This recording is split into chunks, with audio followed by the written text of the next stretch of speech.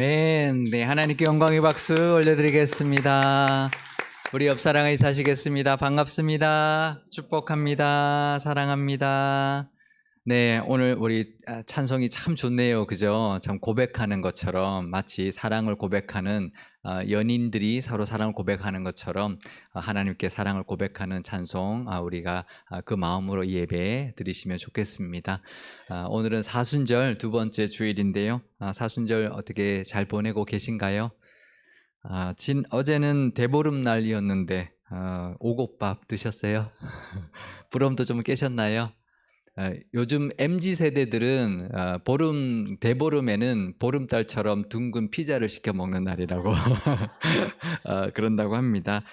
이제 크고 둥근 달처럼 건강하고 풍성한 한 해를 기원하는 것은 마찬가지일 텐데요. 올 한 해 다 건강하시고 풍성한 한 해가 되시기를 축복드립니다.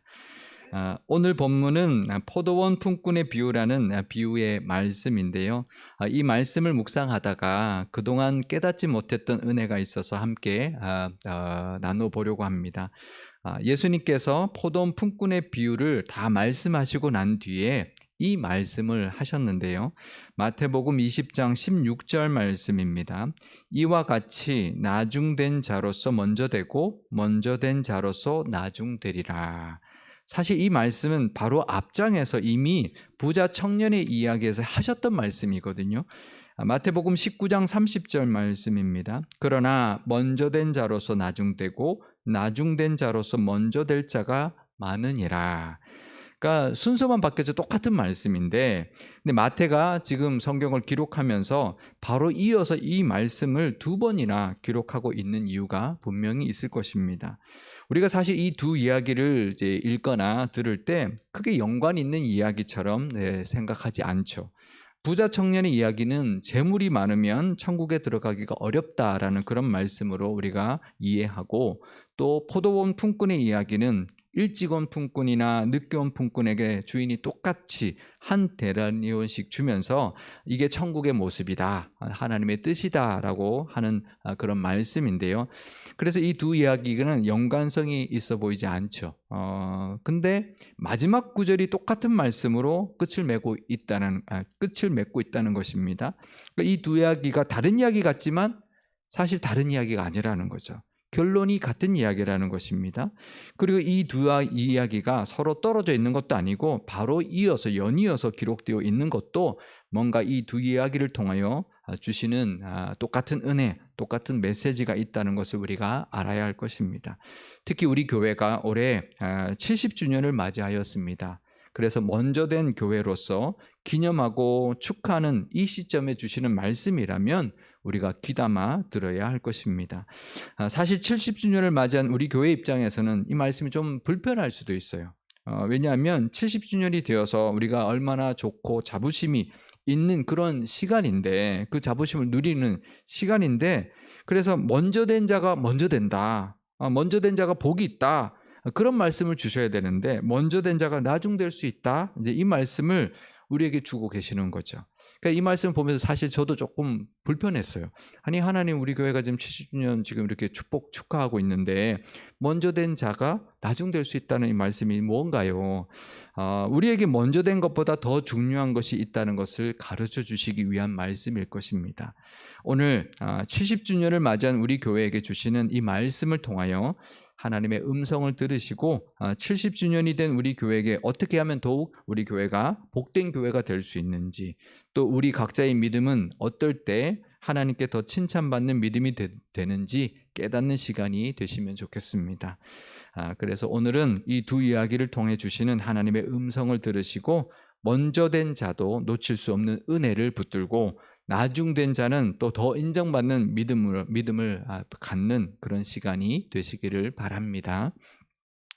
먼저 마태복음 19장에 나오는 부자 청년의 이야기를 먼저 해보려고 합니다. 이 부자 청년의 이야기는 마태, 마가, 누가 공간복음에 다 나오는 이야기인데요. 비유가 아니라 실제 있었던 이야기죠. 누가복음에서는 이 사람이 관리였다라고 말해주고 있습니다. 이 관리라고 번역한 아르콘이라는 단어는요, 그냥 관리가 아니라 통치자, 우두머리, 지도자라는 뜻을 가지고 있습니다. 그래서 그 당시 이 말은 행정관리 중에 높은 사람들이나 바리새인 중에 우두머리나 또 회당장이나 사내들인 공회원들에게 사용되었던 말입니다. 그러니까 그냥 관리 정도가 아니라 관리 중에서도 높은 관직을 가진 관리를 뜻하는 말이었던 것이죠. 그러니까 이 사람은 나이가 젊은 나이였고 부자였고 종교적으로도 인정받았고 지위도 높은 사람이었다라는 거죠. 얼마나 잘 나가는 사람이었나요, 그죠? 요즘 말로 하면 믿음도 좋고 교회도 잘 다니고 신앙생활도 잘하고 학벌도 좋고 직업도 좋은 정도가 아니라 뭐 예를 들면 사법고시 합격한 정도 뭐 그런 이제 청년인 거죠. 교회 다니는 1등 신랑감. 모든 권사님들이 탐내는 신랑감. 이제 그런 사람인데, 그런데 이 사람이 예수님께 나와서 이렇게 물었습니다. 무슨 선한 일을 하여야 영생을 얻을 수 있습니까? 라고 물었다라는 거죠. 마태복음 19장 16절 말씀입니다. 어떤 사람이 주께 와서 이르되 선생님이여 내가 무슨 선한 일을 하여야 영생을 얻으리이까? 이 사람이 율법도 다 지키고 높은 그 당시 유대 사회에서 높은 종교적 사회적 지위가 있는 사람이라면 율법이란 이 모든 것을 다 지키고 율법을 알았을 겁니다. 근데 이 질문을 하고 있는 거죠. 우리가 이 부자 관리에 대해서 나중에 예수님이 재물을 다 팔아서 나눠주고 나를 따르라고 했을 때 그냥 돌아가 버렸기 때문에 이 부자 관리에 대한 편견이 있습니다. 근데 이 편견을 잠깐 내려놓고 한번 이 부자 관리의 모습을 우리가 들여다봐야 되는데요. 이 정도 잘난 사람이고 이 정도로 신앙생활 열심히 한 사람이면 예수님께 나와서 이런 걸 묻지 않죠. 이미 자기는 다 구원은 당연하다 여기고 살았을 겁니다. 그런데 이렇게 나와서 예수님께 묻는다는 것은 뭔가 영적인 갈급함을 느끼고 있었기 때문에 예수님을 찾아온 것이라는 것을 알아야 합니다. 그리고 예수님도 이 부자 청년을 대할 때 그냥 교만하게 여기지 않았습니다. 참 안타깝게 여기면서 대해 주셨는데요. 마가복음 10장 21절에 보면 이렇게 표현해 주고 있습니다. 예수께서 그를 보시고 사랑하사 이르시되, 그러니까 예수님이 사랑하는 마음을 가지고 이 청년을 대하셨다라는 것입니다. 예수님께서는 그 청년의 질문에 계명을 지켜라 이렇게 대답을 하셨는데 그것도 물론 다 알고 말씀하신 것일 겁니다. 그의 대답까지도 예상하시고 하신 말씀이었을 겁니다. 그때 이 청년은 이렇게 대답을 하죠. 마태복음 19장 20절 말씀입니다. 그 청년이 이르되 이 모든 것을 내가 지키었사온데 아직도 무엇이 부족하니까. 그러니까 다 지켰는데 혹시 뭔가 부족한 게 있겠습니까? 이게 이런 말이 아닙니다. 다 지켰는데요. 뭐 부족한 게 뭐가 있습니까? 이렇게 교만하게 하는 말이 아닙니다. 다 지키긴 했는데 그래도 뭔가 부족한 것 같습니다. 뭐가 부족한가요? 이런 말인 거죠. 그때 예수님이 하신 말씀은 소유를 다 팔아서 가난한 자들에게 주라는 것이었습니다. 마태복음 19장 21절 말씀입니다. 예수께서 이르시되 내가 온전하고자 할진대 가서 내 소유를 팔아 가난한 자들에게 주라. 그리하면 하늘에서 보화가 내게 있으리라. 그리고 와서 나를 따르라 하시니. 그러니까 사실 예수님이 말씀하신 것은 정말 따르기 어려운 말씀을 하신 것입니다.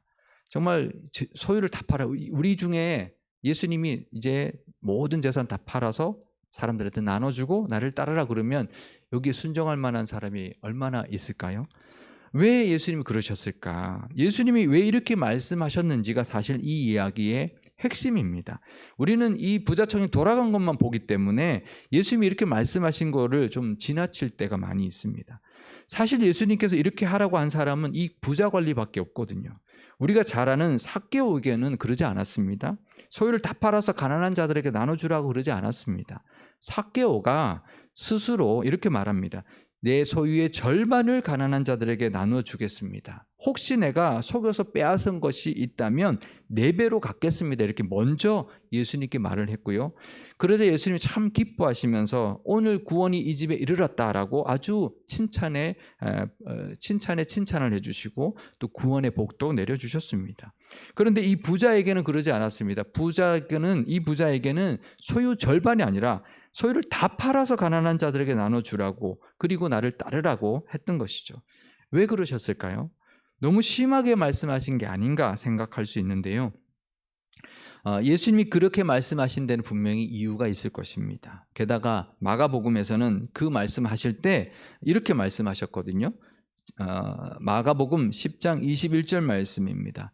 예수께서 그를 보시고 사랑하사 이르시되 내게 아직도 한 가지 부족한 것이 있으니 가서 내게 있는 것을 다 팔아 가난한 자들에게 주라. 그리하면 하늘에서 보화가 내게 있으리라. 그리고 와서 나를 따르라 하시니. 그러니까 우리가 마태복음이랑 같은 내용이지만 예수님이 이 말씀을 그냥 너 그렇게 교만하냐? 너 정말 다 율법을 지켰다고? 그러면 소유 다 팔아서 한번 다 나눠주고 나를 따라봐. 이렇게 말씀하신 게 아니라는 거죠. 혼내거나 교만을 질책하기 위해서 하신 말씀이 아니라 사랑하셔서 한 말씀이라는 거죠. 그 청년을 사랑하셔서 소유를 다 팔아야 한다라고 말씀하신 것입니다. 사랑하셨는데 왜 다른 사람에게는 하지 않으셨던 것을 하라고 하셨을까요?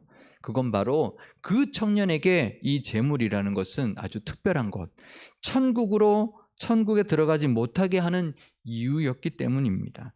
그래서 예수님은 그냥 돌아가고 마는 그 청년을 보면서 제자들에게 이렇게 말씀하시죠. 부자가 천국에 들어가는 것이 낙타가 바늘길로 들어가는 것보다 훨씬 더 어렵다. 그렇게 말씀하셨던 것입니다.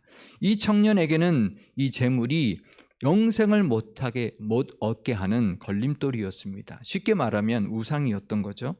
재물 때문에 천국 가지 못한다면 얼마나 불행한 일일까요? 이 청년처럼 유대 사회에서 돈도 많았고 사람들이 생각하는 대로 정말 부자는 하나님께 복을 받은 사람이고 또 율법도 잘 지켰고 사회적인 지위와 종교적인 위치까지 있었던 사람인데 그 재물 때문에 천국에 가지 못한다면 얼마나 불행한 일일까요?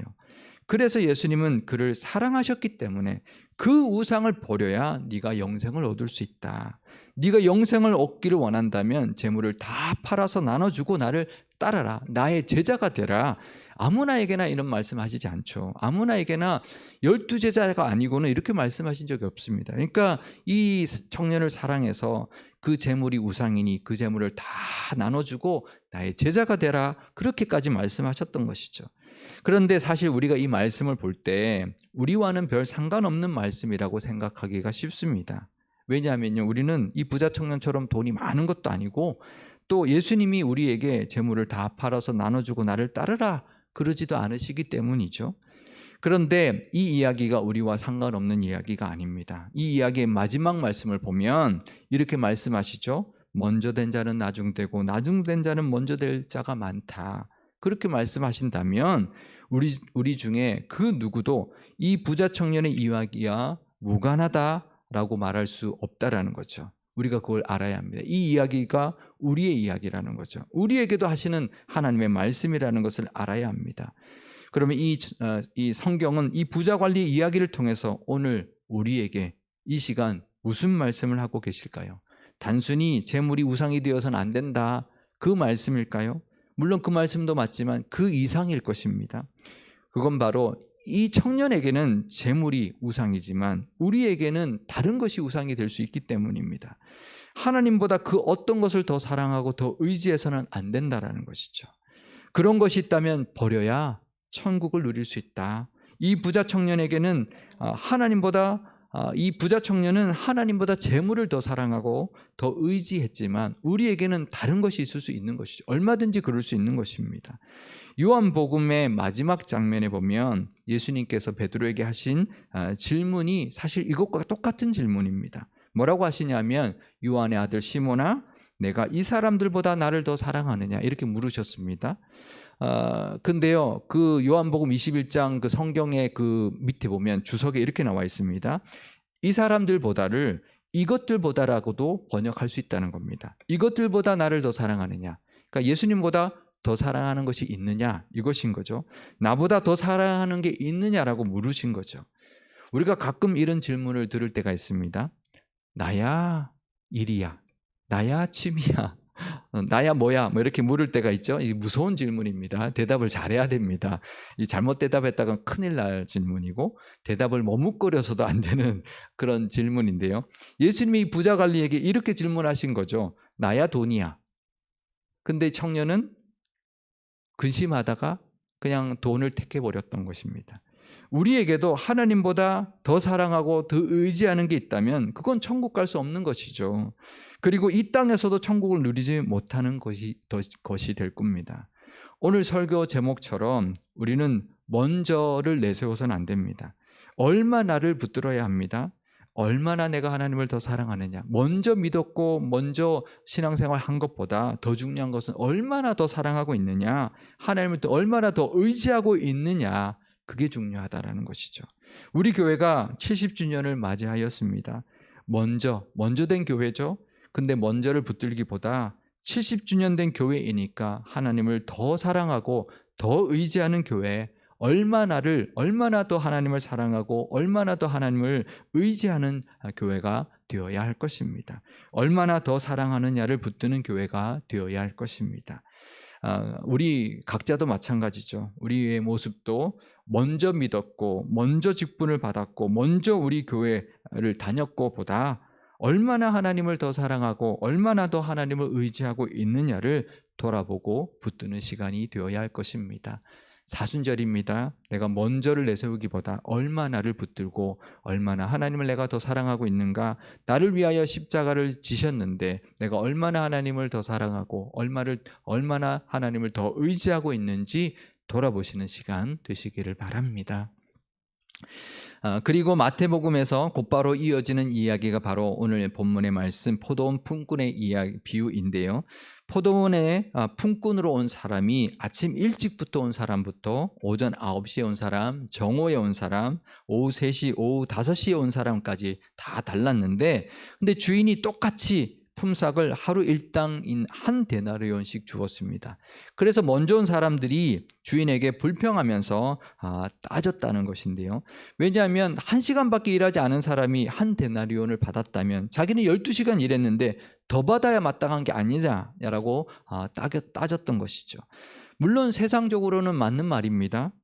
그 일한 만큼 받는 것이 세상의 원리입니다. 근데 천국은 그렇지 않다라는 거죠. 마태복음 20장 1절 말씀입니다. 천국은 마치 품꾼을 얻어 포도원에 들여보내려고 이른 아침에 나간 집주인과 같으니. 그러니까 이 비유는 세상 이야기가 아니라는 거죠. 천국을 이야기하고 있는 것이고 천국은 이런 곳이라고 분명히 말하면서 시작하고 있기 때문입니다. 천국에서는 내 공로를 내세울 수 없습니다. 천국은 오직 은혜로 가는 곳입니다. 내가 일한 대가로 가거나 거기서 내 공로를 내세울 수 있는 것이 절대로 아니기 때문입니다. 천국에서 하나님 앞에 감히 하나님 내가 얼마나 신앙생활 하는지 아세요? 내가 먼저 믿었는데요. 이렇게 말할 수 있을까요? 말할 수 없죠. 오직 은혜로 가는 것이기 때문입니다. 우리가 먼저 믿었다면 이런 마음이 들 때가 있습니다. 하나님, 우리 집은 몇 대째 믿는 가정입니다. 나는 모태신앙입니다. 나는 직분이 무엇입니다. 내가 교회를 얼마나 오래 다니는지 아십니까? 근데 왜 이런가요? 왜 우리 집은 이런가요? 그런 마음, 불평과 원망의 마음이 생길 때가 있는데요. 그런 마음으로는 천국을 살지 못할 것입니다. 우리가 천국에서도 그렇게 하나님 앞에 불평하지 못할 뿐만 아니라 그런 불평과 원망이 있다면 이 땅에서도 천국을 절대로 누리지 못할 것입니다.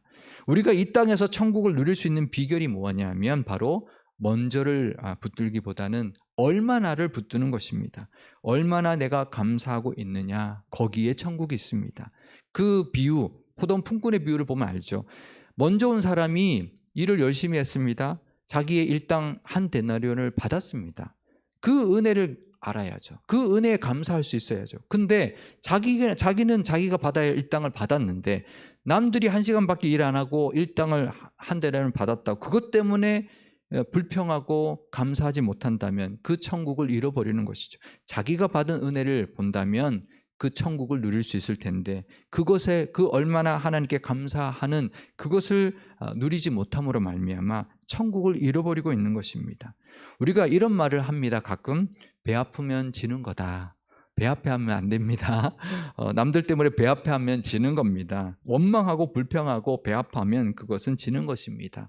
이 땅에서도 우리가 천국을 살지 못하는 거죠. 하나님이 주신 은혜를 보고 누린다면 그럼 얼마든지 감사하고 천국을 누리는데 배 아파하고 불평하면 그것은 천국을 누리지 못하는 모습인 거죠. 사순절에 오직 은혜로 살아가고 있음을 우리가 기억해야 합니다. 우리가 구원받은 것도 은혜지만 지금 이렇게 살아가고 있는 것도 은혜입니다. 감사하는 것이 천국이 이런 곳이라고 말씀하시는 예수님의 음성, 이 시간 우리에게 들려주시는 예수님의 음성을 듣는 것입니다. 먼저를 내세우기보다 얼마나 감사하고 살아가고 있는지, 하나님의 그 선하심이 얼마나 나와 함께하고 있음을 우리가 기억하면서 그 은혜에 얼마나 감사하고 살아가고 있는지가 이 땅에서도 천국을 사는 비결입니다. 우리를 구원하시고 영생 주시기 위하여 고난받으시고 십자가에서 우리를 대신하여 죽으신 것을 기념하는 사순절입니다. 이 사순절에 이 두 이야기를 통하여 먼저보다 얼마나를 붙드는 시간이 되시기를 바랍니다. 먼저보다 얼마나 하나님을 내가 더 사랑하고 있는가, 내가 얼마나 더 하나님을 더 의지하고 있는가, 얼마나 더 감사하며 살고 있는가를 깨달으시고 그렇게 살아갈 때 먼저 된 자의 복을 놓치지 않게 될 것이고요, 나중 된 자는 먼저 되는 복을 누리는 은혜가 있게 될 것입니다.